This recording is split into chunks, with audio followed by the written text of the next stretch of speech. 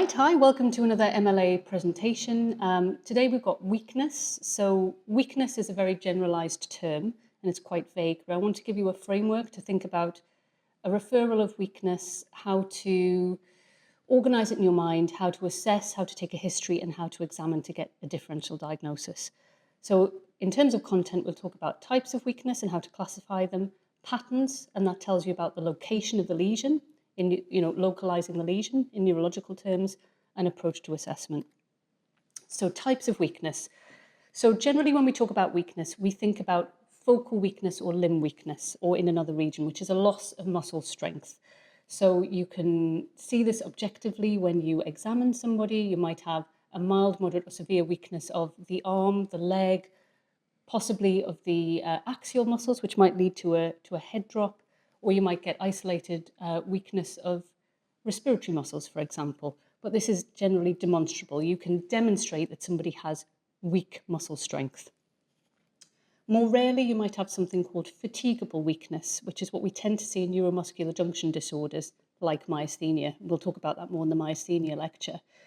But that can be either limited to the eyes, it can be in the face, or it can be generalized. Movements tend to start out fairly strong, but then they fatigue more quickly than you would expect, and people develop weakness with repeated exertion. So you might see that with prolonged up gaze, there'll be eye droop. You might find that with repeated movements of the head might droop, or someone has strong muscles of mastication, chewing muscles at the beginning of the meal, so they can manage their first few mouthfuls, they can chew their first few bites of a meal, but then they'll tire as they go on, and that might be the case with swallowing as well. And that's fatigable weakness, which is not the same as, moving on to the next category, as fatigue. So lots of people present or complain of weakness, and we don't find any demonstrable loss of strength. And that is the general sort of fatigue or tiredness that can be caused by systemic illness, such as infection, anemia, chronic pain, and lots of other disorders. And that is a subjective feeling of tiredness. And anemia is a good sort of generalized way of thinking about that. People who are fatigued or tired are often referred as possible myasthenia, and it's always really important to demonstrate the difference between feeling fatigued and having demonstrable fatigable weakness on examination. So in terms of mechanisms of weakness in the central nervous system, we'll start off with, we've got our upper motor neuron weakness. So that's what you would see with lesions or damage in the brain or spinal cord.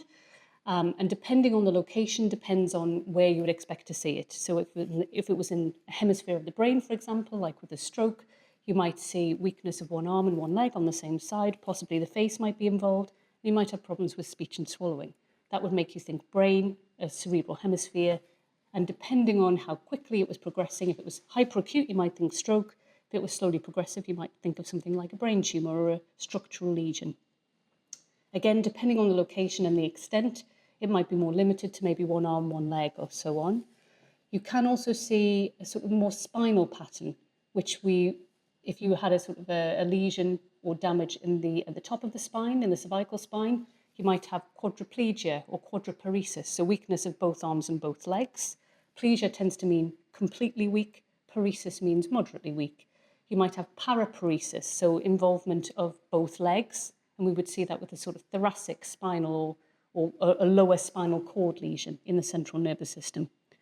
A lower motor neuron lesion, you would have peripheral nervous system features. So unlike central nervous system, where you would have brisk reflexes, increased tone, upgoing plantars, in a peripheral nervous system disorder, you would have mute or downgoing toes, which is normal, and you would expect to see reduced reflexes, but remember that you can have both motor and sensory changes in both upper and lower motor neuron problems. In a neuropathy, you would expect to see more of a glove and stocking distribution. You can have an isolated nerve problem. For example, a radial nerve injury will cause a wrist drop, or you can have something called mononeuritis multiplex, where isolated single nerves inflame due to autoimmune problems often, and that's often painful, and that tends to be quite a specialist neurological problem. In a mixed upper and lower motor neuron presentation, you would think either a dual pathology, so a common dual pathology in somebody with bad degenerative change in the spine. It might be a quadriparesis due to a spinal cord compression in the neck. So you get upper motor neuron signs affecting both arms and both legs. But if they also had a radiculopathy, so sort of a impingement of the nerves coming out of the spine due to wear and tear in the lower back, that would give you some lower motor neuron features. And people with that sort of pattern of spinal degeneration can sometimes be mistaken for having motor neuron disease, which is the classical mixed upper and lower motor neuron sign condition. One way that's quite helpful to differentiate between those two is that in a spinal condition, you wouldn't expect anything above the neck, so no swallowing disorder, no cognitive disorder, and in motor neuron disease, you would have no sensory disturbance, which you would expect in the majority of spinal problems. In muscle disorders, again, you would have no sensory features. It's often proximal, so big muscles of the shoulders and the hips, so you would expect people to have difficulty reaching up to a shelf or combing their hair. Women with proximal upper limb problems, weakness, often can't do their eye makeup. They have to sort of hold the other arm. And people with proximal muscle weakness in the legs, they struggle to go up and down stairs or get off a chair. You can see proximal myopathy and deconditioning when people have been unwell for a period of time or with things like steroids. We've talked about neuromuscular junction problems. There is no sensory disturbance there. There's fatigability and diurnal variation. So people are stronger when they've had rest after sleep, and as the day goes on, they tend to get weaker. And the distribution is important. I've already mentioned eyes and eyelids and eye movement tends to be the most frequently involved in myasthenia, then bulbar, so speech and swallowing, and then generalized.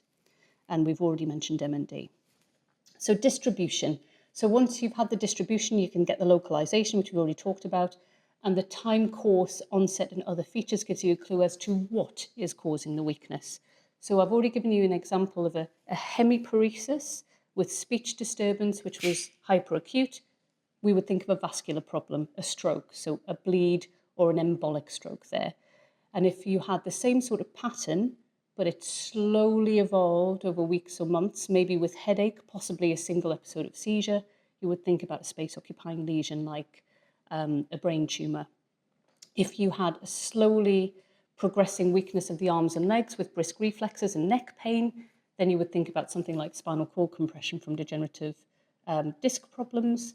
And if you had slowly progressive weakness of the arm, well, starting in the legs, maybe a little bit with the arms, with some sensory involvement as well, you might think of something like CIDP, which is a chronic inflammatory demyelinating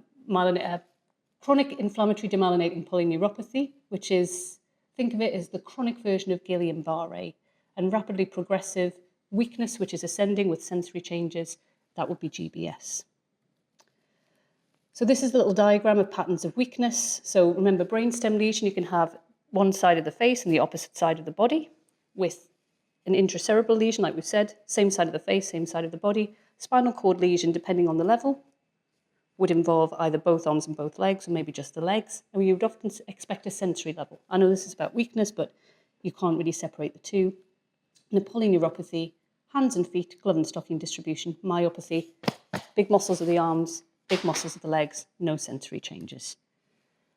When you are assessing these patients, you need to have an idea of when it started, how it's progressing. Is it getting worse? Is it static? And the associated symptoms, like with myasthenia, does it get worse as the day goes on? Does it improve with rest? That sort of thing. Has there been trauma, an injury to the neck, for example? Is there pain?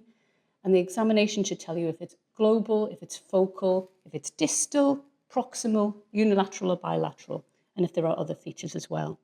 And the examination tells you whether it's upper or lower motor neuron. When you describe weakness, you can use the MRC scale, which is the Medical Research Council scale. The easiest way to sort of think about that is that 5 is strong, as you'd expect, so with resistance. 3, able to lift above gravity, but no resistance. 4 is in between that, so there is some resistance, but not as much as you'd expect.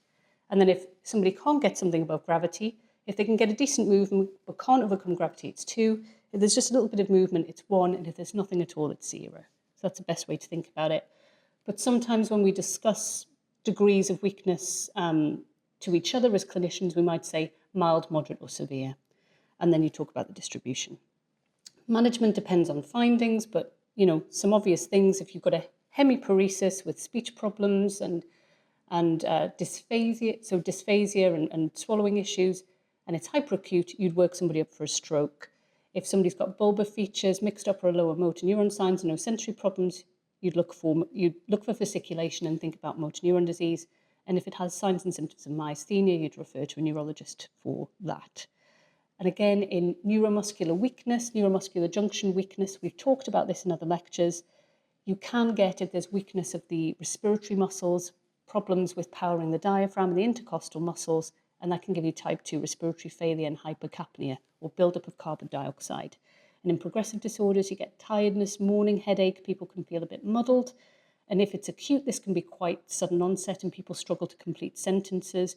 Their neck might be weak. The power of the neck and the axial muscles is a good surrogate for the power of the muscles of respiration. Forced vital capacity is another good measurement of that. Beware of giving these patients high flow oxygen.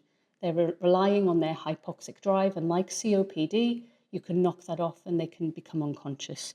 So work them up for non-invasive ventilation, and in this group of patients, get critical care involved quickly. So in summary, if somebody is weak, they should have objective weakness in muscle strength, which you should be able to demonstrate on examination. You can say whether or not it's upper or lower motor neuron by finding those features on examination. The distribution tells you where, the onset and trajectory tells you what. And the assessment is vital before you start investigating. If somebody is having problems with respiration and type 2 respiratory failure, critical care is needed to support the patient. Thank you.